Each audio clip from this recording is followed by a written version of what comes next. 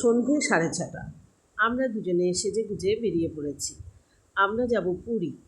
এবার আমাদের যাত্রা হচ্ছে পুরীর জন্য। এই দেখো, আমরা একটা উবের নিয়ে চলে এসেছি শালিমার স্টেশনে। Hello friends, welcome to my channel, welcome to a new blog. দেখো, শালিমার স্টেশনে আমরা ওয়েট করছি। তারপর বলো তোমরা সবাই কে কেমন আছো। আশা করবো সবাই ভালো আছো, আমরাও ভালোই আছি। হ্যালো বন্ধুরা, চললাম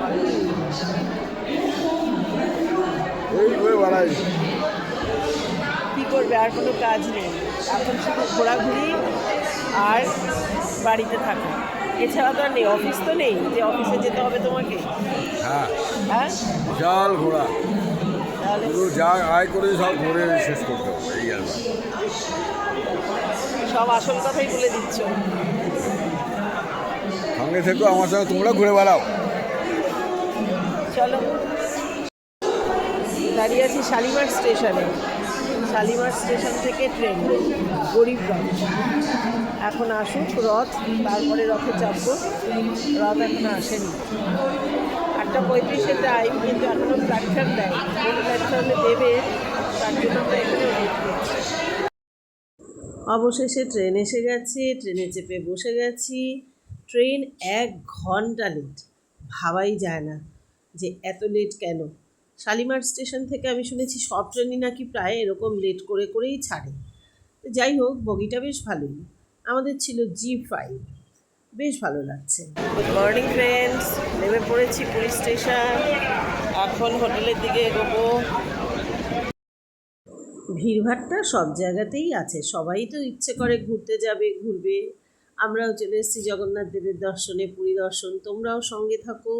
গুটি গুটি পায়ে এগিয়ে চলেছি ভিড় ঠেলে গন্তব্যের দিকে। নিয়ে নিয়েছি একটা টোটো, আর তাতে চেপে চললাম হোটেলে। স্টেশন থেকে হোটেল 10 মিনিটও হবে না, ব্যাস এতটুকুই দূরত্বে।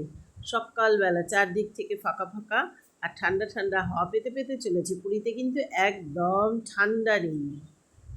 হোটেলে ঢোকার আগে একটু লিকার চা রাস্তার দোকানে খেয়ে নেওয়াটা কিন্তু ভীষণ ভালো লাগলো।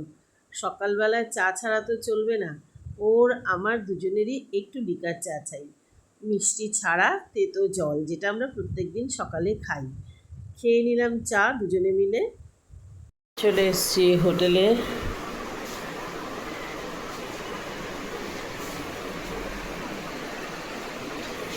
হোটেল সুধা লজ, হোটেল তো না, এটা লজ। বাড়ি বাড়ি ফিলিংস আছে বেশ। আমরা সবসময় এখানে এসে থাকি। এই যে বাথরুম, বেশ বড় সড়ো।